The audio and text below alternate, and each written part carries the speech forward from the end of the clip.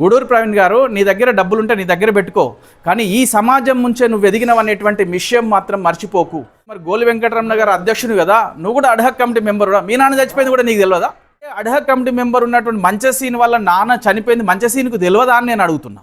కానీ గుడికి అడ్డం వచ్చినోని మాత్రం ఉతికి ఆరేస్తాం అనేటువంటిది కూడా చెప్తున్నా. మనం ఇట్లాంటి కొన్ని క్షేత్రాలు ఉన్నాయి, ఇక్కడ చాలామంది కార్మికులు ఉంటారు. మరి ఒక కార్మికుడు పోటీ చేయాలంటే, ఒక డైరెక్టర్గా పోటీ చేయాలంటే 15,000 రూపాయలు మీరు పెడుతున్నారు. ఇది కరెక్ట్ అనిపిస్తలేదన్న. ఎందుకంటే వాళ్ళు మొత్తం నెల రోజులు కష్టపడి పనిచేస్తే వాళ్లకు 15,000 ఆదాయం అనేటువంటిది రావడమే కష్టంగా ఉంది. మీరు అట్లాంటిది ఎవరన్నా ఒకరు ముందుకొచ్చి నేను ఒక డైరెక్టర్గా నిలవడాన్ని, సపోజ్ ఇదే సుందరయ్య నగర్ నుంచి పోటీ చేయాలని ఎవరైనా డైరెక్టర్గా ముందుకొచ్చి పోటీ చేద్దామంటే 15,000 పెట్టడంతో కొంచెం సేవాభావం ఉన్నటువంటి వాళ్ళు కూడా రారు. మరి ఇది పేదలకి ఇబ్బంది అవుతుంది అన్న అని చెప్పేసి నేను చెప్పిన. అది నేను నిర్ణయించలేదు, ఫీజు అడ్హక్ కమిటీలో వాళ్ళు నిర్ణయించారు అని చెప్పేసి మన అధ్యక్షుడు చెప్పారు. అయితే మనం ఏమన్నామంటే, మీరైతే ఇప్పుడు అధ్యక్షులు మీరే కదా, మీరు కూడా అడ్హక్ కమిటీలు ఉన్నారు, ఈ సూచనను వాళ్ళ దగ్గరికి తీసుకుపోయి కొంచెం అందరితోటి చర్చలు జరిపారు. లేకపోతే ఏమవుతుందంటే రేపు ఎవరన్నా పోయి కోర్టులో స్టే చేస్తారు. ముందే చెప్పిన నేను, ముందే ఇదంతా ప్రాసెస్ స్టార్ట్ కాకముందే ఎవరన్నా కోర్టుకు వెళ్ళి స్టే తీసుకొస్తారు, లేకపోతే ఎవరన్నా ఇంకో సంఘం పెడతారు అంటారు. రకరకాలైనటువంటి అంశాలు తెరపైకి వస్తాయి అని ముందు నేను దాదాపు 5 రోజుల ముందే వీళ్ళకి చెప్పిన, ఎన్నికల ముందే 5 రోజుల ముందే చెప్పిన. సేమ్ అదే ఇప్పుడు జరుగుతుంది వాస్తవంగా చెప్పాలంటే. అయితే అధ్యక్షుడిని మళ్ళీ ఏమన్నారంటే, నేను మళ్ళొకసారి మాట్లాడతా, ఈ ఫీజును కనీసం ఒక 25,000 20,000 చేపిద్దాము అని చెప్పేసి ఆయన అన్నాడు. సరే ఆ ప్రయత్నం అన్నా జరుగుతుందేమో అని చూసినాం, కానీ వాళ్ళ ఫీజు విషయంలో మాత్రం ఏం జరగలేదు. ఏమన్నంటే, మేము ఆల్రెడీ ఎన్నికల షెడ్యూల్లో అనుకున్నాం, అయిపోయింది, ఇక ఇప్పుడు దాన్ని మార్చడం లేదు, ఏం లేదు చెప్పేసి ఆయన అన్నాడు. ఇక మనం కూడా అట్లనే ఊరుకున్నాం. అయితే సరే వీళ్ళు ఎన్నికల కోసమని ఎందుకు 50,000 పెట్టిరు, అధ్యక్షునికి 50,000 ఎందుకు పెట్టిరని మళ్ళొకసారి మనం ఆరాధిస్తే వాళ్ళు ఏమంటారంటే, ఎవ్వరు పడితే వాళ్ళు పోటీ చేయొద్దు, లట్టుగాడు పొట్టుగాడు, ఇదే మాట మాట్లాడారు. దయచేసి అర్థం చేసుకోండి. లట్టుగాడు పొట్టుగాడు ఎవరు వచ్చి ఈ పద్మశాలి సంఘంలో పోటీ చేయొద్దు అని వాళ్ళ నుంచి వచ్చినటువంటి ఆన్సర్ మనకి. అంటే లట్టుగాడు పొట్టుగాడు అంటే ఎవరు? మరి లట్టుగాడు పొట్టుగాడు అంటే ఎవరు? అదంటే పద్మశాలి సంఘం అంటే ఎవరిది? సంఘం అంటే అందరినీ సమానంగా చూస్తూ అందరి బాగోగుల కోసం, మన సమాజంలో ఉన్నటువంటి సమాజం యొక్క శ్రేయోభిలాషలకు శ్రేయస్సుకి పనిచేయాలి సంఘం అంటే సమానత్వం లేకపోతే మరి కొందరి కోసం సంఘం కాదు కదా, ఇది అందరి సంఘం కావాలి. కానీ కొందరి సంఘం ఎట్లయితుంది? కొందరిని పోటీ చేయడానికి మీరు అనుకున్నటువంటి వ్యక్తులను అందులో పెట్టాలని అనుకుంటే అది పొరపాటన్నా. ఎన్నికలు అనేటువంటి పారదర్శకంగా ఉండాలి, అందరికీ ప్రాతినిధ్య పరంగా ఉండాలనేటువంటిది మనం రిక్వెస్ట్గా వాళ్ళకి చెప్పినాం. అడ్హక్ కమిటీ వాళ్ళకు కూడా నేను ఫోన్ చేసి చెప్పిన, ఎన్నికల అధికారితో కూడా నేను మాట్లాడిన, ఇంత ఫీజు వద్దండి, మీరు ఇది తప్పు అని 50,000 ఫీజును తగ్గించండి, కనీసం 20,000 25,000 పెట్టరు. గతంలో 12,000 ఉన్నది ఆయన పోటీ చేసినప్పుడు, ఇప్పుడు కనీసం 20,000 25,000 పెట్టి దాన్ని డబుల్ చేయరు. కానీ మీరు 4 టైమ్స్ 4 రెట్లు పెంచిరు. దీంతో ఏమవుతుందంటే పేదలకు దూరం అవుతున్నాము. ఇప్పుడే మనం మార్కండేయ జయంతి చేసినా, నూలు పౌర్ణమి చేసినా కార్మిక క్షేత్రం కదిలి వస్తలేదు అనేటువంటిది నేను ప్రస్తావన కూడా చేసిన, నేను వాట్సాప్లో మెసేజ్ కూడా పెట్టిన, ఇప్పటికి నా దానిలో ఉన్నది మీకు. అయితే ఈ విషయం మనకు వాళ్ళు పట్టించుకోలేదు. పోనీ ఎన్నికలు జరుగుతాయి, 50,000 ఫీజు పెడితే మరి ఎంతమంది పోటీ చేస్తారనుకుంటున్నారు? మీరు కూడా ఒకసారి ఆలోచన చేయండి అని కూడా నేను చెప్పిన. 50,000 పోటీ చేస్తే ఒక 2-3 పోటీ చేస్తే చేయవచ్చు, ఎవరన్నా ఉన్నతమైనటువంటి వర్గం వాళ్ళు ఎవరన్నా పోటీ చేస్తే చేయవచ్చు. అప్పుడు సపోజ్ ఒక 4 పోటీ చేస్తే 50,000 పోటీ చేసిరు, 50,000 పెడితే 4 పోటీ చేసిరు అనుకో, 2 లక్షల రూపాయలు వస్తాయి. సపోజ్ 25,000 పెట్టినట్లయితే ఒక 10 మంది పోటీ చేసిరు అనుకో, 2,50,000 వస్తాయి. మరి మీరు ఇది ఎందుకు ఆలోచిస్తలేరు, మీరు అట్లనే ఎందుకు ఆలోచిస్తారు అని కూడా నేను ప్రస్తావన తీసుకొచ్చిన. తక్కువ పెడితే ఎక్కువ మంది పోటీ చేస్తే సంఘంలో పైసలు లేవంటున్నారు కనుక సంఘానికి ఆదాయం అన్న వస్తుంది అనేటువంటిది మనం ప్రస్తావన తీసుకొచ్చినాం. ఇక వాళ్ళు వినలేరు, ఎన్నికలకు పోయినాక కూడా అక్కడ ఏం చేసిరనంటే, మీకు ఇక్కడే లైవ్ ఎగ్జాంపుల్ కూడా చెప్తా. అయితే అక్కడికి పోతే పరిస్థితి ఏంటంటే, గేట్లు బంద్ చేయడం, ఎవరన్నా వాళ్ళకి నచ్చని వాళ్ళు వస్తే, తర్వాత లోపలికి వెళ్ళిన తర్వాత నామినేషన్ పారాలు ఇవ్వకపోవడం. నామినేషన్ పారాలు ఇస్తే ఇదే పెద్ద మనిషి గజ్జల సత్యనారాయణ గారు ప్రధాన కార్యదర్శిగా పోటీ చేసిరు. వీరు పోటీ చేద్దామని నామినేషన్ ఫామ్స్ ఫిల్అప్ చేసి ఇచ్చేయడానికి పోతే, ఆయన రిటైర్డ్ వ్యవసాయ మార్కెట్ కమిటీలో ఆయన రిటైర్డ్ ఎంప్లాయీ.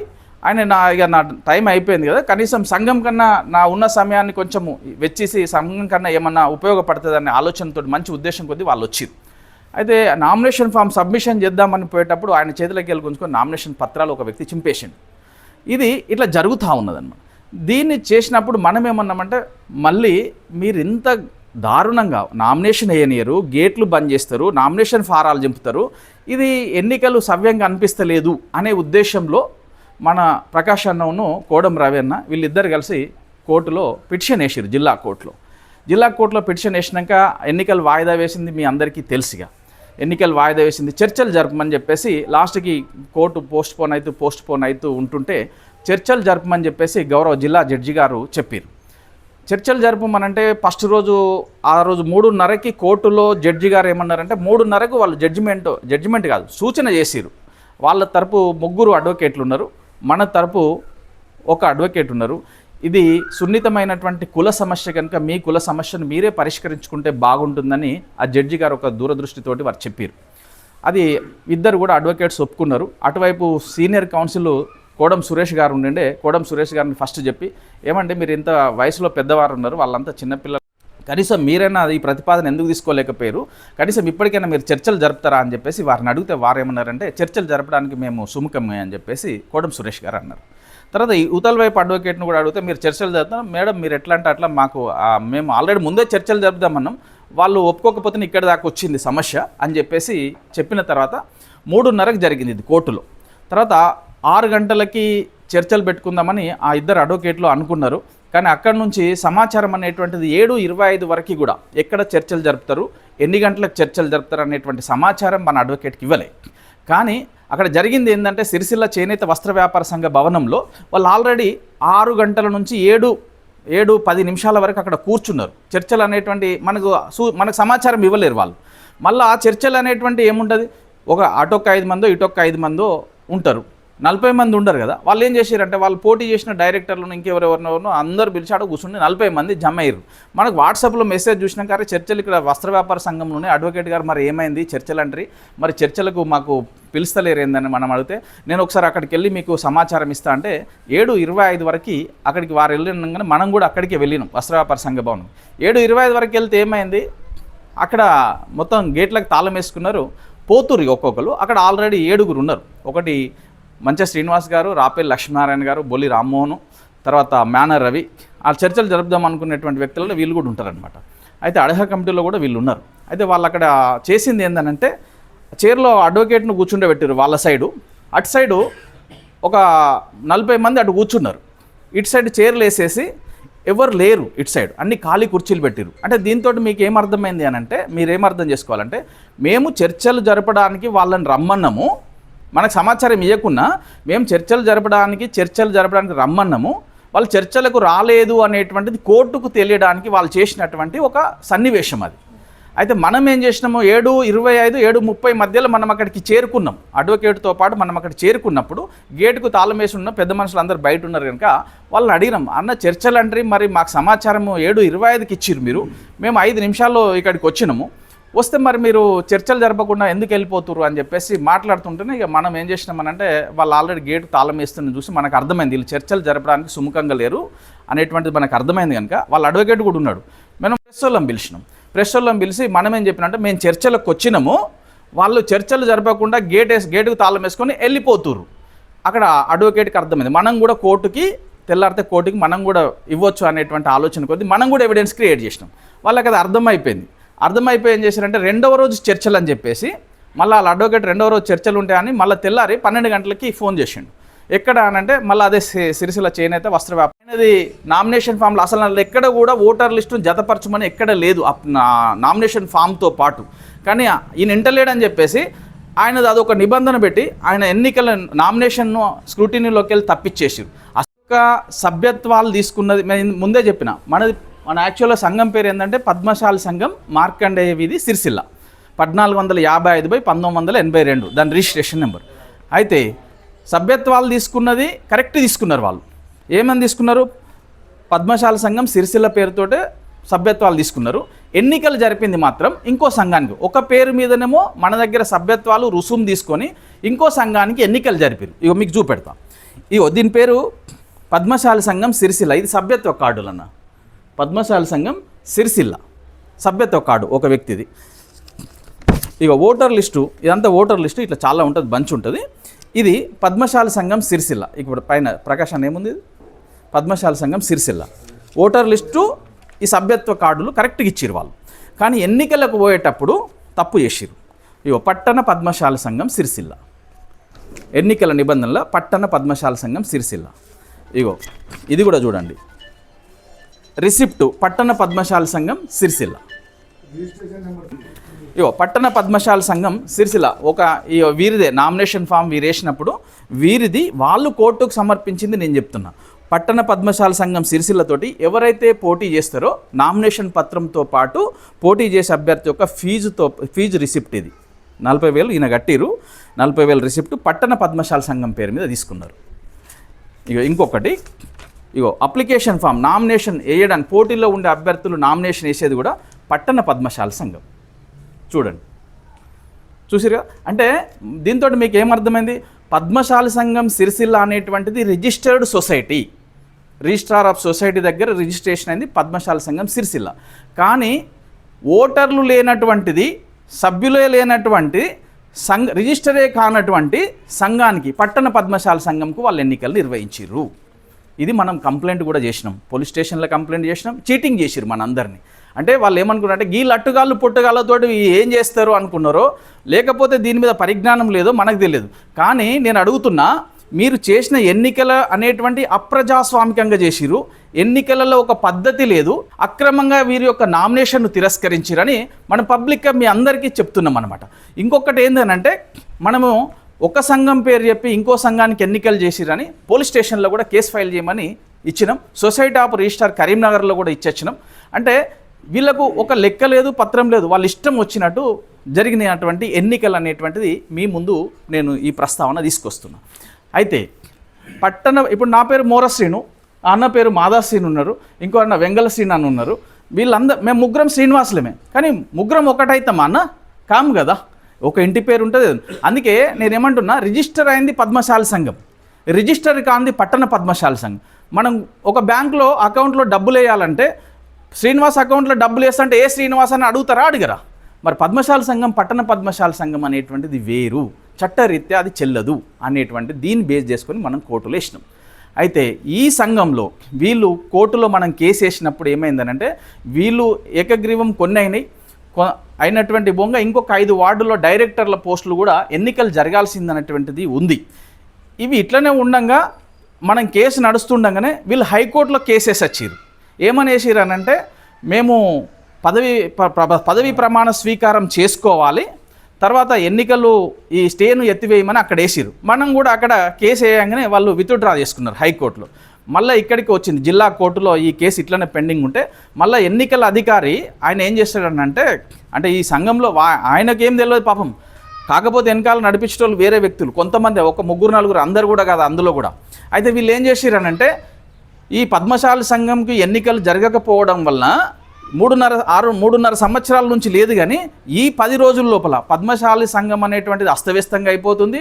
దీని పరిపాలన అంత అస్తవ్యస్తంగా ఉన్నది కనుక నా దగ్గరికి సిరిసిల్లలో ఉన్నటువంటి ఓటర్లు అందరూ వచ్చి నన్ను బతిలాడుతున్నారు, ఎన్నికలు తొందరగా జరపండి, లేకపోతే పద్మశాల సంఘం అస్తవ్యస్తంగా జరిగేటువంటి పరిస్థితి ఉందని చెప్పేసి ఆయన దగ్గరికి పోయినామంట మనందరము. అందుకోసమని ఆయన ఏం చేసిండు, కోర్టులో ఒక పిటిషన్ వేసిండు, ఎన్నికలను తొందరగా జరపమని నా మీద ఒత్తిడి వస్తున్నది, తర్వాత ఎవరైతే గెలిచిరో వాళ్ళ ప్రమాణ స్వీకారం చేయాలని. అసలు మొత్తం ఎన్నికలే జరగలేవు, మొత్తం ఎన్నికలు జరిగినాక కదా ప్రమాణ స్వీకారం చేసేది. నువ్వు కొంతమంది ఎన్నికలను వీళ్ళకి అంత తొందర ఎందుకు, అంటే సీట్ల మీద మీకు అంత ఆపచ్చన ఎందుకు అని నేను అంటున్నాను. ఇది కరెక్ట్ పద్ధతి కాదు. ఇది ఎన్నికల సిస్టంలో వీళ్ళు ఇట్లా చేసిరు, ఇది ఎన్నికలది ఇట్లా పెడదాం. అయితే పద్మశాల సంఘంలో డబ్బులు లేవనేటువంటిది బహిర్గత. మనం అనుకుంటాం సిరిసిల్లలో అందరూ కోటీశ్వర్లు ఉన్నారు, సంఘంకి ఏంది మస్తు డబ్బులు ఉన్నాయి కావచ్చు అనుకుంటాం. అలా చూస్తే అది అప్పుల కుప్పు ఉంది, మీరు గుర్తుపెట్టుకోండి. పద్మశాల సంఘం సిరిసిల్లలో పైసలు లేవు. అయితే పద్మశాల సంఘం సిరిసిల్లలో ఇంతమంది డైరెక్టర్లు ఉన్నారు, 33 మంది డైరెక్టర్లు ఉన్నారు, కార్యవర్గం ఉన్నది, ఇంత పెద్ద సమాజం ఉంది. కానీ అక్కడ ఆ సంఘాన్ని ఎట్లా పోయింది అనేటువంటిది 2-3 విషయాలు మీకు చెప్తా. ఈ పద్మశాలి ఇప్పుడు మన సిరిసిల్ల, ఇప్పుడు సుందరయ్య నగరు, బీవై నగరు, తారక రామనగరు, పద్మనగరు, రాజీవ్ నగరు, ఇవన్నీ కార్మిక క్షేత్రాలు. ఈ కార్మిక క్షేత్రాలలో చాలామంది అప్పుడు చాలామంది చనిపోయారు, బలవన్ మరణాలు జరిగినాయి. మన వస్త్ర పరిశ్రమలో సంక్షోభం దృష్ట్యా చాలామంది చనిపోయారు. చనిపోతే అప్పుడు ఉన్నటువంటి తెలంగాణ ఉద్యమం బలోపేతమవుతున్నటువంటి వేళ మన కరీంనగర్ ఎంపీ కాన్స్టిట్యున్సీ నుంచి గౌరవ కేసీఆర్ గారు పోటీ చేస్తున్నారు. అప్పుడు వారు చేసిన నినాదం ఏందనంటే, బొంబాయి, బొగ్గుబాయి, దుబాయ్. అంటే మన తెలంగాణలో బతుకు తెరువు లేకుండా వీళ్ళు బొంబాయికి, దుబాయ్కి తర్వాత ఇట్లా పోతున్నారు కనుక సిరిసిల్లలో కార్మికులు, నేత కార్మికులు బలవన్మరణం అవుతున్నారు కనుక వీళ్ళకు కొంత నిధిని నేను చేద్దామనేటువంటి వారు ఒక మంచి ఉద్దేశం కొద్ది వారు ముందుకు వచ్చారు. అయితే వారు తన యొక్క 5 లక్షలతో పాటు ఇంకొక 45 లక్షల రూపాయలను ఈటెల రాజేందర్ తర్వాత హరీష్ రావు ఇట్లా కొంతమంది నుంచి సేకరించి 50 లక్షల నిధిని మన పద్మశాలి సంఘం అధ్యక్షుడు ఉన్నటువంటి అప్పటి కీర్తిశేషులు వంగర్ నరసయ్య గారికి ఇచ్చారు. వంగర్ నరసయ్య గారికి ఇచ్చింది పద్మశాలి సంఘం కోసం ఇచ్చారు వారు వాస్తవంగా. అయితే వాళ్ళు ఏం చేసిర్రు, అందులో ఉన్నటువంటి వ్యక్తి గుండ్లపల్లి శ్రీనివాసు తర్వాత గడ్డం విఠల్ గారు వీళ్ళు ఏం చేసిర్రు అనంటే ఒకటి పద్మశాలి సంక్షేమ ట్రస్టు, అంటే ఇది ఎవరికి కార్మికులను ఆదుకోవాలి. అప్పుడు మైక్రో ఫైనాన్సులు నడుస్తున్నాయి, ఇంట్రెస్ట్ రేట్లు ఎక్కువ ఉండిండి. అప్పుడు ఇంట్రెస్ట్ రేట్లు ఎక్కువ ఉండి కనుక కొంతమంది చనిపోతున్నారు. కనీసం ఈ 50 లక్షలే కావచ్చు, చిన్న సహాయం అన్న 10,000 5,000 వాళ్ళకు ఏమన్నా ఉపయోగపడుతుంది అనేటువంటి ఉద్దేశంతో కేసీఆర్ గారు ఇచ్చింది. అదొక మంచి ఉద్దేశం కొద్ది వారు ఇచ్చారు. సరే దాన్ని ఏం చేశారు, సంక్షేమ ట్రస్ట్ అని చెప్పేసి పెట్టేసి ఇదంతా పెట్టిరు. ఆ పైసలు ఏం దుర్వినియోగం కాలే. కాకపోతే ఏం చేసిర్రు అనంటే ఇప్పటి వరకు 50 లక్షల నిధి ఈరోజు ₹1 కోటి పైన అయింది. ₹1 కోటి పైన అయినటువంటిది ఆ ₹1 కోటి ఇంకా రన్ చేస్తే బాగుండేది. సంక్షేమం అంటే మనోళ్ళకి ఎవరైనా ఆర్థికంగా చితికిపోయిన వాళ్ళో, ఇబ్బందులు ఉన్న వాళ్ళు, ఏమైనా అవసరం ఉన్న వాళ్ళో వాళ్ళకి ఇస్తే బాగుంటుంది. కొన్ని ఫారాలు ఇస్తలేరంటే ఇప్పుడు, ఎందుకంటే కొన్ని వసూలు అయితే లేవని వాళ్ళు చెప్తున్నారు. అయితే ఆ పైసలు అట్లనే ఉంచేస్తే బాగుంటుంది. వీళ్ళు ఏం చేసిర్రు, ఆ గుండ్లపల్లి శ్రీనివాస్ ఇంటి ముందట ఒక 3 షట్టర్ల బిల్డింగ్ను కొన్నారు మనోళ్ళుగా. 45 లక్షలు పెట్టేసి ఇందులోకి వెళ్ళి 45 లక్షలు తీసేసి ఆ బిల్డింగ్ కొన్నారు. అది వివర్స్ ట్రస్ట్ మీద ఉంది, అక్కడేం దుర్వినియోగం కాలే. కానీ ఆ ఫండ్ అనేటువంటి మళ్ళీ మనకు కావాలంటే ఇంకెక్కువ మందికి రేపు ఇవ్వచ్చు కదా అనేటువంటిది మనం అడుగుతున్నాం. సరే అందులో వంగర్ నరసయ్య గారిని అప్పుడు అధ్యక్షులు ఉన్నారు కనుక ఆ ట్రస్టుల్లో అందులో పెట్టుకున్నారు. కనీసం గౌరవ భావం కొద్దీ తర్వాత వచ్చినటువంటి కటకోల్ లక్ష్మీనారాయణ కానీ తర్వాత వచ్చినటువంటి గోలి వెంకటరమణ గారిని అందులోకి కనీసం పిలువని కూడా పిలుస్తలేరంట. అది పద్మశాలి సంఘందే కదా సంక్షేమ ట్రస్టు. అంటే మరి ఏం చేస్తున్నట్టు అనేటువంటిది క్వశ్చన్ జరుగుతున్నాయి మనకి. ఇది ఒక విషయం. అంటే పద్మశాలి సంఘం వాళ్ళు ఏమంటారంటే పద్మశాలి సంఘం వేరు, పద్మశాలి సంక్షేమ ట్రస్ట్ వేరు అని చెప్పేసి వాళ్ళు అంటున్నట్టు గోలి వెంకటరమణ చెప్తున్నాడు. మనకు కూడా అదే కనబడుతుంది. అంటే ఈ సంఘం నుంచి ఒకటి పక్కకు పోయింది. తర్వాత పద్మశాలి యువజన సంఘం ఉంది ఒకటి. పద్మశాలి యువజన సంఘంను గతంలో వంగర్ నరసయ్య గారి హయాంలోనే ఇదే గుండ్లపల్లి శ్రీనివాసు ఇందులో సభ్యుడిగా ఉంటూ ఆయనకు ఈ యువజన సంఘం యువకులకు సంబంధించింది చూడమని చెప్పారు. ఈయన ఏం చేసిండు, కొత్తగా ఒక యువజన సంఘాన్ని రిజిస్ట్రేషన్ చేసి ఒక బాడీ వేసుకొని రిజిస్ట్రేషన్ చేసి తర్వాత వాళ్ళ తమ్ముడు గుండ్లపల్లి పూర్ణచంద్ర వచ్చిండు, ఆయనకు సపరేట్గా ఒక బాడీ క్రియేట్ చేసి పెట్టారు. బాడీ క్రియేట్ చేసి దానికి ఎన్నికలు అయిపోయినాయి. అది బాగానే ఉంది.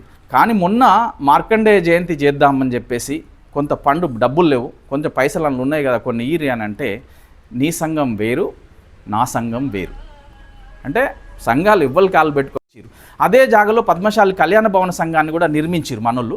అయితే దానికి ఏముల నారాయణ అని LIC development officer retired officer ఆయన ఒకటి, తర్వాత మన సిరిసిల్ల బాలయ్య గారు, గడ్డం విఠల్ గారు, ఇట్లా కొంతమంది పెద్ద మనుషులు కలిపి మన ఇక్కడ తర్వాత షోలాపూర్ భీవండి దాదాపుగా ఒక 25,000 నుంచి 2,51,000 గరిష్టంగా వాళ్ళందరి దగ్గర సేకరించి ఆ భవనాన్ని ఒక నిర్మాణం చేసి మనందరికీ మన కులాలకే పాటు మిగతా వాళ్ళకు కూడా ఫంక్షన్ హాల్ ఉపయోగపడేటట్లు వాళ్ళు ఒక మంచి నిర్మాణం చేశారు.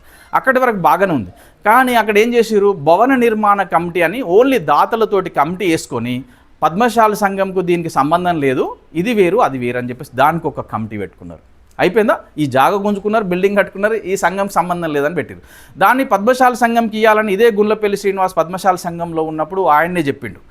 అదే వాళ్ళ తమ్ముడు కూడా గుండ్లపల్లి పూర్ణచంద్ర యువజన సంఘంలో ఉన్నాడు. వీళ్ళిద్దరితో పాటు బాడీ పోయి పద్మశాలి సంఘంలో పైసలు లేవు, కనీసం వాళ్ళకి వెళ్ళి అది మా సంఘానికి అటాచ్డ్ ఉండాలని చెప్పేసి వీళ్ళు ఏం చేసిరు, దానికి తాళం వేసి పోలీస్ స్టేషన్కి వెళ్ళేసి అప్పుడు నడిచింది ఇష్యూ నడిచిన తర్వాత ఏమైందంటే ఇది కోర్టుకు కూడా పోయింది. తర్వాత అందులోకెళ్ళి ఒక 30% పద్మశాలి సంఘంకి ఇవ్వాలి, దానిలోకెళ్ళి వచ్చినటువంటి నిధితోటి అనేటువంటిది పెట్టుకున్నారు. కానీ ఇప్పుడు 30% వస్తలేదు, చాలా రోజుల నుంచి వస్తలేదు. 30% కూడా దీనికి వస్తలేదు. ఎందుకంటే చేసే కార్యక్రమాలు పద్మశాలి సంఘం కార్యక్రమాలు చేస్తాయి. ఇప్పుడు నూలు పౌర్ణమి చేయాలన్నా, లేకపోతే మార్కండేయ జయంతి అన్నా, ఇంకేమైనా కార్యక్రమాలు చేయాలంటే సంఘంలో పైసలు ఉంటేనే కదా ఏమైనా చేసేది. మళ్ళీ ఎప్పుడు పోయినా ఎప్పటికప్పుడే మళ్ళీ ఎవరి దగ్గర అడకద్దామా అన్నటువంటిదే కనబడుతుంది. ఇది జరుగుతుంది. అది ఆ సంఘం పోయింది, మూడో సంఘం పోయింది. ఇప్పుడు మొన్న రీసెంట్గా ఏమైందంటే గౌరవ మంత్రిగా మొన్నటిదాకా మంత్రిగా ఉన్నటువంటి కేటీఆర్ గారు వారు ఒక మంచి ఉద్దేశం కొద్దీ మన పద్మశాలి కమ్యూనిటీ వాళ్ళ పెద్దలు అడిగితే పద్మశాలికి మాకు ఒక పెద్ద భవనం కావాలి, దానికి కొంచెం జాగిరంటే వారు ఒక 5 ఎకరాలు జాగిచ్చారు మన బైపాస్కి. 5 ఎకరాల జాగలో కట్టుకోవడానికి కూడా పైసలు కూడా వాళ్ళు ఎట్లా అంటే ఒక రకంగా ఆలోచన చేసి మంచి పని చేసిరు వారు. ఎట్లా అనంటే ఈ సిరిసిల్లలో ఈ మన బతుకమ్మ చీరల ఆర్డర్లు నడుస్తున్నాయి. అప్పుడు బతుకమ్మ చీరలు అనేటువంటి చాలా పెద్ద ఎత్తున ప్రొడక్షన్ జరుగుతున్నాయి కనుక కొంత డ్యామేజ్ అయినటువంటి మన గోడౌన్లో ఉండిండే. అయితే మన వ్యాపారులు ఏం చేశారంటే ఆ గోడౌన్లో ఏవైతే డ్యామేజ్ అయినటువంటి ఉన్నాయో అవి మీరు కొనండి అని చెప్పేసి గవర్నమెంట్ని రిక్వెస్ట్ చేస్తే గౌరవ కేటీఆర్ గారును శైలజ రామయ్య గారు వాళ్ళు ఒక మంచి సూచన చేశారు. మేము అవి కొంటాము, కాకపోతే మీకు 5 ఎకరాల జాగిచ్చినాం కదా, దానికి కొంత ఫండ్ మీరు ఇవ్వండి. ఈ డ్యామేజ్ చీరలకు ఏదైతే వస్తుందో దానిలో ఎవరెవరు పాల్గొంటారనంటే ఈ బతుకమ్మ చీరలు తయారు SSI యూనిట్లు, మ్యాక్స్ సొసైటీలు, తర్వాత టెక్స్టైల్ పార్కు, తర్వాత పాలిస్టర్ అసోసియేషన్, మీ అందరి నుంచి కొంత నిధిని సేకరించి మీరు ఇవ్వండి. మీరు ఎంత ఫండ్ ఇస్తారో అంత నేను ఇస్తాను. మీరు 5 కోట్లు తెచ్చిరనుకో, నేను ఒక 5 కోట్లు ఇస్తాను మీ సంఘానికి. నాతో పాటు కూడా మా నాన్నగారు కేసీఆర్ గారి నుంచి కూడా కొంత ఫండును మీ సంఘానికి ఇస్తా అని చెప్పేసి వారు పాపం మంచి సూచన చేశారు.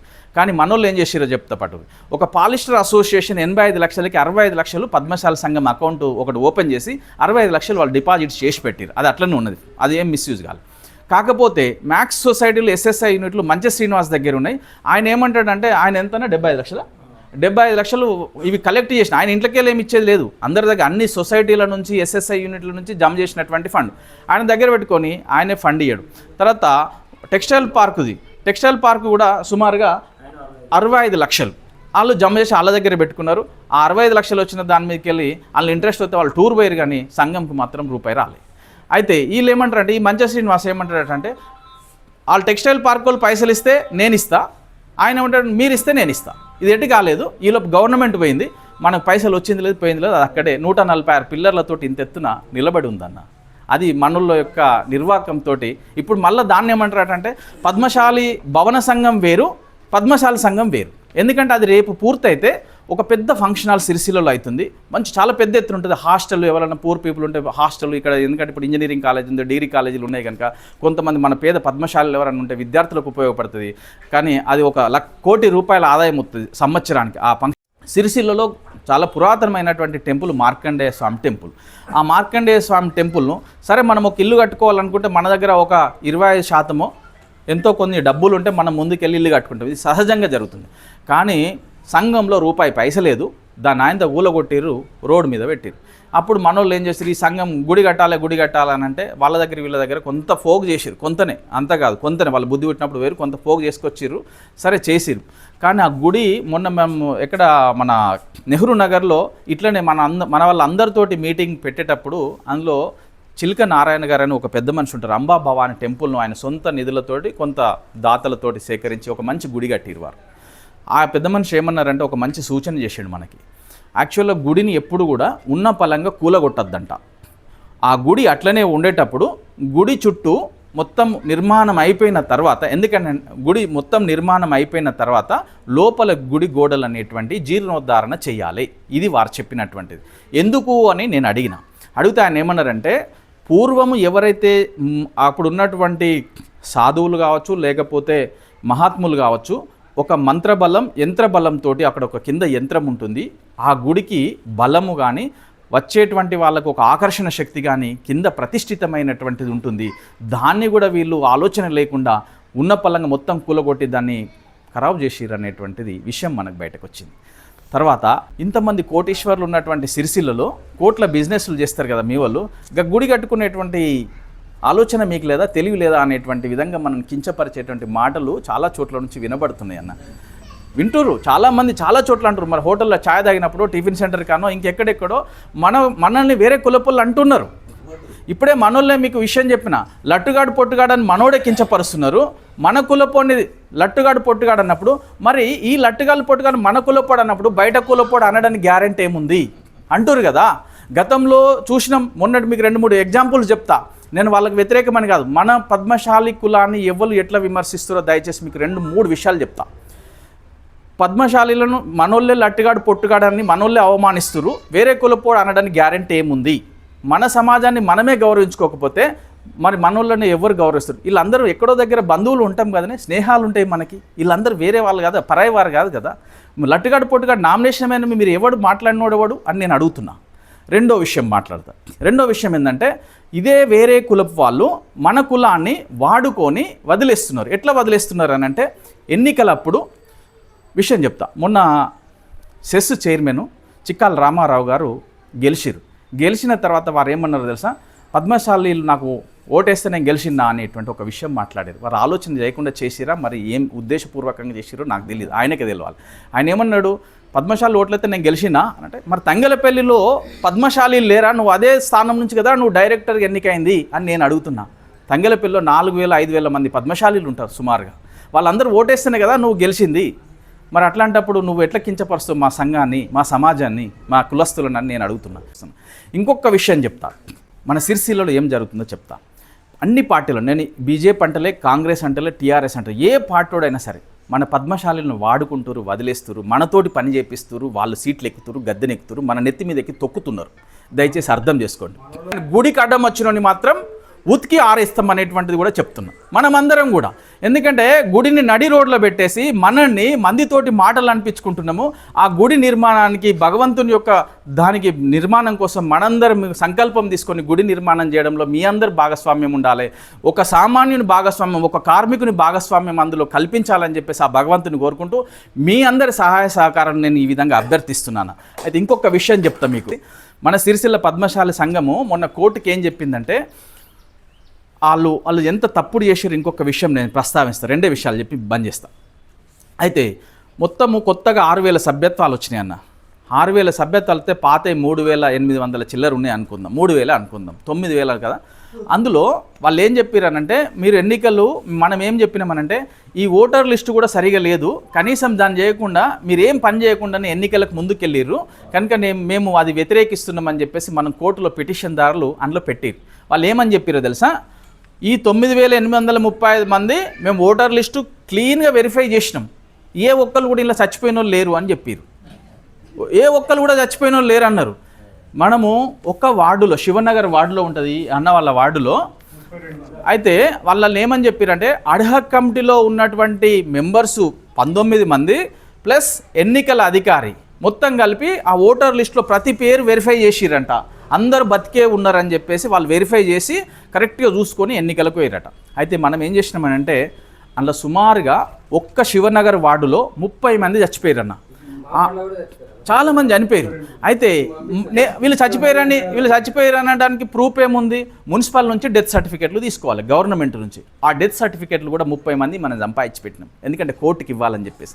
అయితే ఈ అడ్హక్ కమిటీలో మెంబర్గా ఉన్నటువంటి మంచ శ్రీనివాసు వాళ్ళ నాన్న శివనగర్లో, ఆయన పేరు కూడా మంచ భూమయ్య, ఆయన పేరు అలా మంచ భూమయ్య గారు చనిపోతే ఆయన పేరు అడ్హక్ కమిటీ మెంబర్ వెరిఫై చేసిందని మీరు కోర్టుకు చెప్పారు కదా.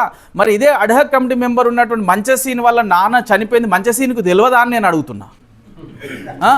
మంచసీన్కి తెలియదా? మరి నీ పేరు చూసుకున్నప్పుడు మంచ శ్రీనివాస్ గారు, నీ పేరు మీ నాన్న పేరు కూడా ఎట్లొచ్చింది అనేటువంటిది నీకు ఉండాలి కదా. మరి నువ్వు వెరిఫై చేసినావని చెప్తున్నావు కదా కోర్టుకి, ఇది తప్పుడు సమాచారం కాదా? నువ్వు కోర్టు దిక్కెరన కాదా అని నేను అడుగుతున్నా. గోల్ ధర్మయ్య చనిపోయిండు, మరి గోల్ ధర్మయ్య పేరు కూడా ఉంది. మరి నువ్వు అధ్యక్షుని ఉన్న ఒక నిమిషం గోలి ధర్మయ్య గారి పేరుంది, మరి గోలి ధర్మయ్య పేరు మీద ఉన్నది, మరి గోలి వెంకటరమణ గారు అధ్యక్షుని కదా, నువ్వు కూడా అడ్హక్ కమిటీ మెంబర్ కూడా. మీ నాన్న చచ్చిపోయింది కూడా నీకు తెలియదా? గూడూరు ప్రవీణ్ ఉన్నాడు, ఆయన మనల్ని ఎట్లా చిత్రీకరిస్తుండో దయచేసి గుర్తుపెట్టుకోండి. ఆయన ఏమంటాడంటే, చర్చలు జరపడానికి పోతే నాకు ఒక వ్యక్తి చెప్పిండు, ఈ బచ్చగాళ్ళతోటి చర్చలు మేమెందుగా జరిపేదంటే, నేను అంటున్నా, ఈ బచ్చగాళ్ళనంటే నీ ఉద్దేశం కించపరచడానికి అన్నవా, లేకపోతే ఆర్థికంగా ఉన్నత వర్గం కాదని నువ్వు అంటున్నావా నేను అడుగుతున్నా. నేను ఒకటే విషయం చెప్తున్నా, గూడూరు ప్రవీణ్ గారికి ఒకటే విషయం చెప్తున్నా. గూడూరు ప్రవీణ్ గారు, నీ దగ్గర డబ్బులుంటే నీ దగ్గర పెట్టుకో, కానీ ఈ సమాజం నుంచే నువ్వు ఎదిగినవనేటువంటి విషయం మాత్రం మర్చిపోకు. కానీ నువ్వు వీళ్ళని బచ్చగాళ్ళు అంటున్నావు కదా, చర్చలకు వచ్చేది నీకంటే వయసులో పెద్దవాళ్ళు. ఇగో అక్కడ కూర్చున్నటువంటి చిమ్మన్ ప్రకాష్ గారు నీకంటే వయసులో పెద్ద ఆయన, ఇక్కడ కూర్చున్నటువంటి గజ్జల సత్యనారాయణ 60 సంవత్సరాల పైగా అయినటువంటి రిటైర్డ్ అనే పెద్ద మనిషి ఈయన, తర్వాత గాజుల ప్రతాప్ గారు రిటైర్డ్ ప్రిన్సిపల్, గవర్నమెంట్ ప్రిన్సిపల్. మరి వీళ్ళందరూ ఒక విద్యావంతులు కూడా ఉన్నారు అందులో కొంతమంది. మరి వీళ్ళందరూ నువ్వు బచ్చగాళ్ళంటే నీకున్న అర్హత ఏంది? మరి అందులో 2వ తరగతి పాస్ కాని వాళ్ళు కూడా ఉన్నారు, 1వ తరగతి పాస్ కాని వాళ్ళు ఉన్నారు. తెల్లంగిలు వేసుకుని అక్కడ కూర్చునేటోళ్ళు అందరూ పెద్దోళ్ళు అవుతారా అని నేను అడుగుతున్నా. ఇది తప్పు కదా.